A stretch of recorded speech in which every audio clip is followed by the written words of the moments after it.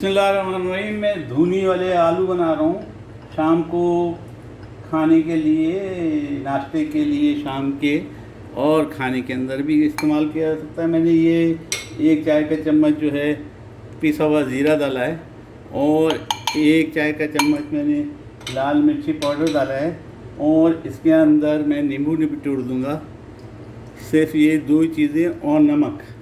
तीसरी चीज़ नींबू है, चौथी चीज़ नमक है। ये मैंने आधा नींबू तकरीबन इसमें निचोड़ दिया, आधा नींबू निचोड़ दिया।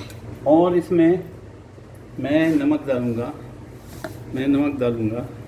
अंदाज़न 1/4 चम्मच तकरीबन नमक डाला है। इन सबको हम मिलाएंगे।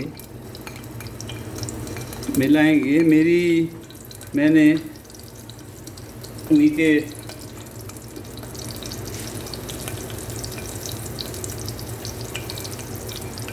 बर्तन रख दिया है, उसमें मैंने थोड़ा सा तेल डाल दिया है। आलू मैंने बॉईल कर लिए हैं, और आलू को इस तरह काट लिए, इस तरह कतले काटिए। अब इस आलूओं पे हम इस मसाले को लगाएंगे, जिसमें लाल मिर्ची, ज़ीरा पाउडर और नमक और सिर्फ नींबू है, ये डालेंगे। अगर आपके पास चाट मसाला हो तो बेस्ट है, आप चाट मसाला डालिए। और हांडी हमारी गर्म है। मैं इसको धुनी के आलू बोलता हूँ कि इसको धुनी लगाऊंगा, और ये आलू मेरे तैयार हो जाएंगे। धुनी के आलू ये मैंने असल में हम पार्क जा रहे हैं, तो पार्क जा रहे हैं, और पार्क में इस किस्म की चीज़ें खाने में बड़ा मज़ा आता है। इनको टूथपिक से या छोटे कांटों से खाया जा सकता है। ये डाल दिया, और मैंने चूल्हा ऑन कर दिया। अपनी हांडी में थोड़ा सा तेल डाला है, दूसरा चूल्हा ऑन कर दिया है, जिसमें मेरे कोयले का गर्म कर रहा हूँ, क्योंकि ये धुनी के आलू हैं।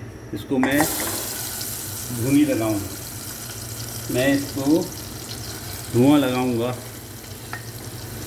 ये मैंने अंदर डाल दिए, बीच में जगह कर दी ताकि मेरा जो कोयले का बर्तन है इसके अंदर रहे।